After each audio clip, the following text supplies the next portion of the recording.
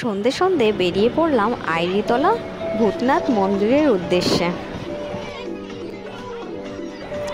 এসে দেখলাম কত মানুষের সমাগম, কত মানুষ এসছে, এত ভিড় দেখে মনটা খুশি হয়ে গেল।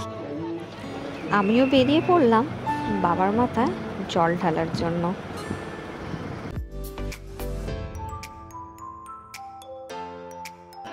দেখতেই তো পাচ্ছেন কতটা ভিড় হয়েছে। বাবার টানে ছুটে এসছে বাবার ভক্তরা বাবার মাথায় জল ঢালার জন্য।